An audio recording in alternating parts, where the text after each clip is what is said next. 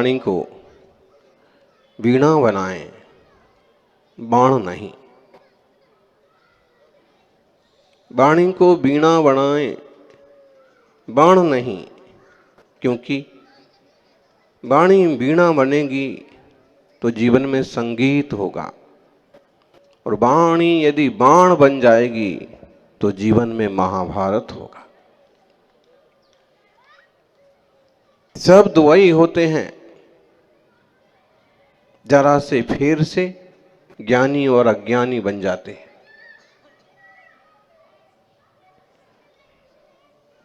लफ्जों में जरा हेर फेर करके देखिए,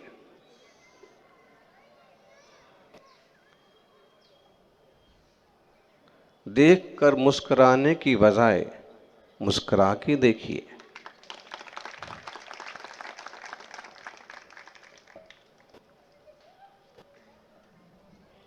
शब्दों में वजन होता है, शब्दों से ज्यादा वजन होता है एक्सप्रेशन में, एक्शन में।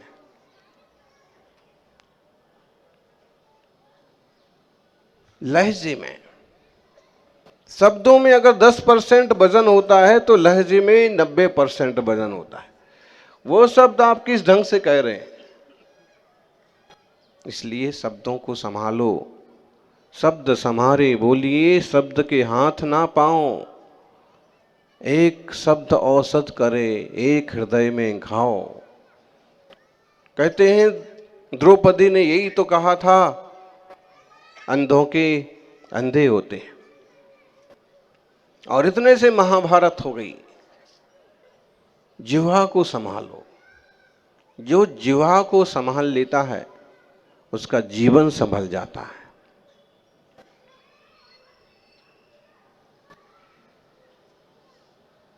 जिह्वा के दो काम हैं, और दोनों काम ऐसे हैं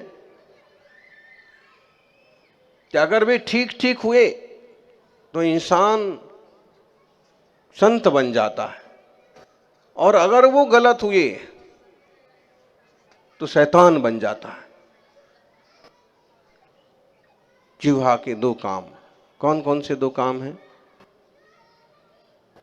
चखना और बकना, खाना और बोलना। 5 इंद्रियां हैं। इंद्रिय विजय की बात आती है जब मुनिराजों के, 5 इंद्रियां हैं। स्पर्शन इंद्रिय विजय का काम एक है, सिर्फ स्पर्श को जीतना है। घ्राण इंद्रिय से गंध को जीतना है। चक्षु इंद्रिय में रूप आदि के प्रलोभन में नहीं पड़ना है। कर्ण इंद्रिय में शब्दों की चंचलता से प्रभावित नहीं होना है। सब इंद्रिय का एक एक काम है। आंखें 2 हैं, काम एक। नाक कितनी है जी?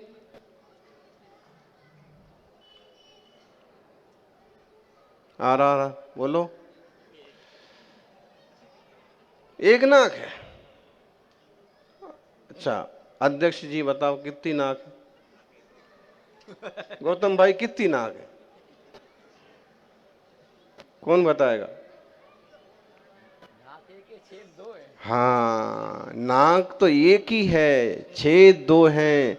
लेकिन अगर ठीक से विचार करो तो नाक, दोनों को मिलके हम नाक बोलते हैं, लेकिन दोनों की तो अपनी उपयोगिता है, इसलिए हम 2 भी कह सकते हैं। नाक 2 हैं और छेद, नाक 1 है, छेद 2 हैं, तो काम कितने हैं दोनों के? काम एक है। इसका काम भी सांस लेना है, इसका काम भी सांस लेना है। और कहते हैं कि दोनों स्वर कैसे चलना चाहिए, उस स्वर विज्ञान का कार्यक्रम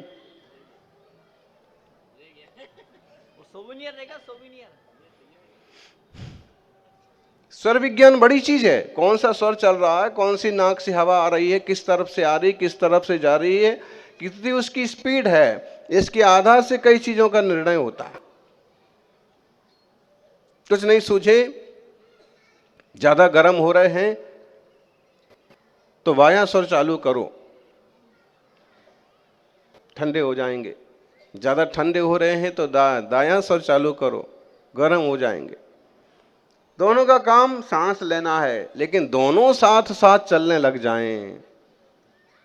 बोलो, इंसान दुनिया को एक जैसा बनाने की बात करता है, उसकी दोनों आंखें तक तो एक जैसी है नहीं, दिखती हैं दोनों एक जैसी, लेकिन ठीक ठीक से उसका मुआयना किया जाए तो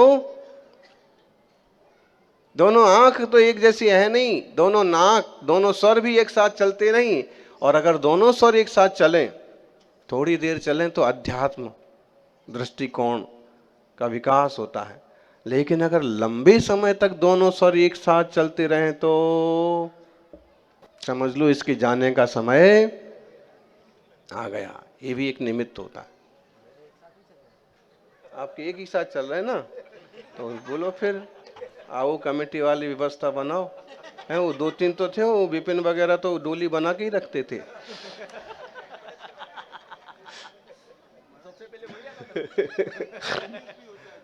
ज्योतिष, ज्योतिष की थोड़ी सी, ये जो स्वर विज्ञान का विषय, सामुद्रिक का विषय, थोड़ा सा इसमें अलग अलग चीजें हैं। कहना ये चाह रहे हैं कि इतनी इंद्रियां हैं, सबका अपना काम,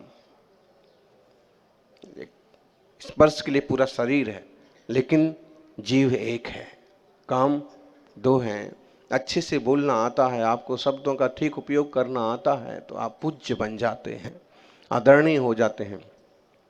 और यदि ऐसे ही खान पान का ध्यान रखते हैं, शुद्ध खान पान होता है, शुद्ध खान पान और शुद्ध खानदान जरूरी है। मिलावटखोरी नहीं होना चाहिए। और आजकल तो खाने में इतनी मिलावट होने लगी, और अब तो पौधों की जड़ों से ही पहले ही उसमें रसायन, उसमें जहर डाल दिए जाते हैं। आदमी एक तरह से थोड़ा थोड़ा जहर रोज खा लेता है। ये ब्लड कैंसर जैसी चीजें कहां से आ गई बताइए? केवल 20 साल पहले क्या इतना इसका बढ़ावा था क्या ब्लड कैंसर का? और खासकर अभी 5-7 साल में तो बहुत छोटा बच्चा, 12-13 साल का बच्चे को लेके आए थे श्री जी रोड पर, ब्लड कैंसर। खान पान बिगड़ गया, सब कुछ बिगड़ गया। संभालिए खुद को, जीवन बहुत नश्वर है, और इस नश्वर जीवन का सदुपयोग करने का पुरुषार्थ करो। आज सुबह सुबह शुद्धि के निमित्त से दीर्घ शंका के लिए, अब वहाँ यूनिवर्सिटी में तो ठीक पर्याप्त जगह है, अभी यहाँ पास में नहीं, तो आज 1-1.25 किलोमीटर गए, वही जहाँ प्लेन क्रैश हुआ था, पूरा अभी भी जली हुई है। 3-4 बिल्डिंग्स और पौधे और जमीन और गाड़ियां 10-12 पड़ी थी। तो उसी तरफ शुद्धि को गए, कैसा मंजर रहा होगा। आदमी क्या सोच के चलता है कि अभी अमेरिका पहुंच जाएंगे, अभी हम परिवार से मिलेंगे और वही कारोबार करेंगे और वो करेंगे, और राख होने में कितनी देर लगती है। आदमी इतराता किस चीज पर है? जर्रा सी देर भरे मुट्ठी भर राख हाथ हो जाती, तब जब हम वहां आते तभी ऊपर से फिर एक प्लेन निकला। वो तो ठीक है, ठीक रास्ते चला गया, क्या करेंगे। जितना ज्यादा विकास हो रहा ना, उतना ज्यादा वो विनाश में निमित्त बनता है। हो, लेकिन एकदम बहिर्मुखी विकास ये इंसान के लिए पंगु बनाने वाला है। जिन वाणी के हिसाब से जो लोग चलते हैं, जीवन बनाते हैं, उनका मंगल होता है। आचार्य देव वादिराज स्वामी कहते हैं, देवस्तो तुम त्रिदो गणिका मंडली गीत कीर्तिम तो तूर्ति ताम शकल विषय ज्ञान मूर्तिम जनो यह तत्सक्षेमं न पदमर्तो जातु जोहूर्ति पंथास तत्वग्रंथ स्मरण विषय नैसमो मूर्ति मर्त्यः। वो इंसान जिंदगी में कभी मूर्छित नहीं होता है, पागलपन का शिकार नहीं होता है, और जिंदगी के संध्या काल में भी अपने आत्मा को नहीं भूलता है, जो इंसान सच्चे देव शास्त्र गुरु का भक्त होता है। जागृति बनी रहती है। बहुत बिरले लोग होते हैं कि जिंदगी में हमेशा जागृति बनी रहे। कुछ लोग तो ऐसे बेवकूफ होते हैं कि बेहोश होने के लिए शराब पीते हैं। આમ તો ગુજરાતમાં બંધ છે, बंदમાં પણ चालू છે। बताइए, अच्छा खासा जीवन है, इसमें पहले ही हमें इतनी ढेर सारी समस्याएं, उसमें भी बेहोशी लाने की क्या जरूरत है। थोड़ा जागते हुए मुकाबला करो, समझो, आगे बढ़ो। देवस्तो तुम त्रिदेव गणिका मंडली गीत कीर्ति, हे देव त्रिदेव गणिका मंडली गीत कीर्ति, स्वर्ग की अप्सराओं के समूह द्वारा जिनकी कीर्ति गाई गई है, ऐसे हैं आप। अनंत भगवान कैसे हैं? देवता लोग भी जिनके गुणों का गान करते हैं, और सकल विषय ज्ञान मूर्ति, सारे विषयों के ज्ञान रूप आप हैं। आपको सारा ज्ञान है, लोकालोक का ज्ञान है, केवल ज्ञान है।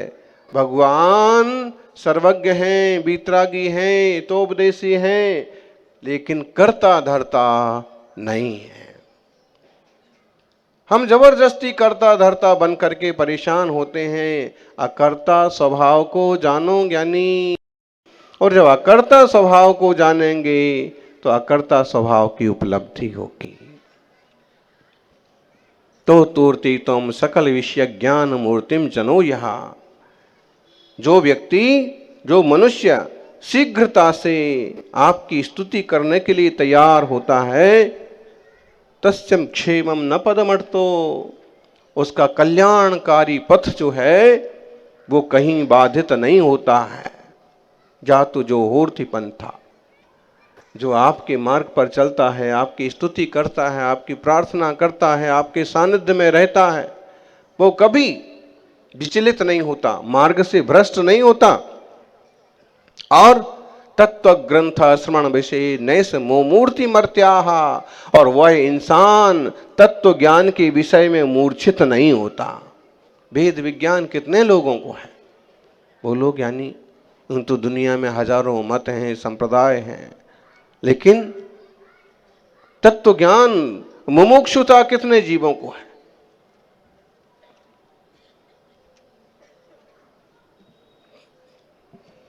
दुनिया में करने लायक काम है तो सिर्फ एक है, स्वरूप की पहचान। भगवान जिनेंद्र भी इसीलिए हमारे लिए उपयोगी हैं कि वे स्वरूप में लीन हैं और स्वरूप का मार्ग दिखाते हैं। मुनिराज इसलिए वंदनीय हैं कि वे स्वरूप की साधना के मार्ग पर चल रहे हैं, और उनके सहारे से वह हमें भी समझ में आ सकता है।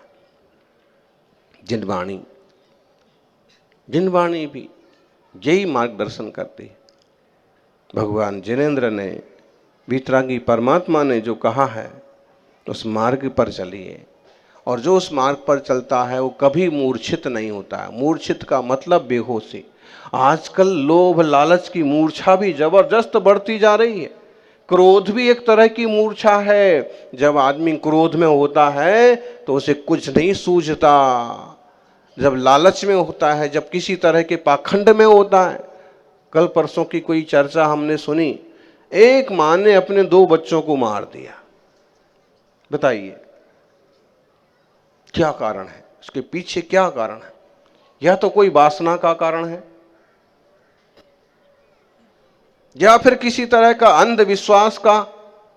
सच्चे देव शास्त्र गुरु परमात्मा धर्मात्मा के सानिध्य में रहने वाले मूर्छित नहीं होने पाते हैं। बाकी पूरा संसार, ये जो आतंकवाद के क्षेत्र में उतर जाते हैं युवा, पढ़े लिखे डॉक्टर, बताइए कितनी गहरी मूर्छा में हैं, कितनी बड़ी बेहोशी में हैं कि इन्हें ये भी खबर नहीं है कि इस तरह के मंजर में हर जाति धर्म संप्रदाय के लोगों का कचूमर बन जाता है।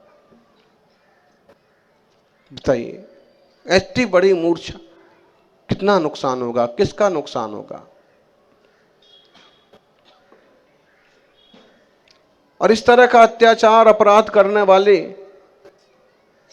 क्या मुंह दिखाएंगे?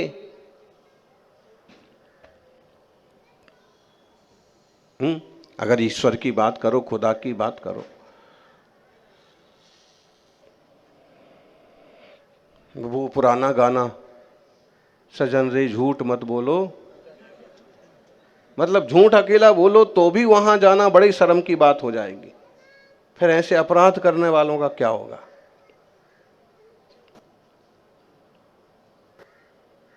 ये मूर्छा में पड़े हुए लोग हैं, क्रोध की मूर्छा।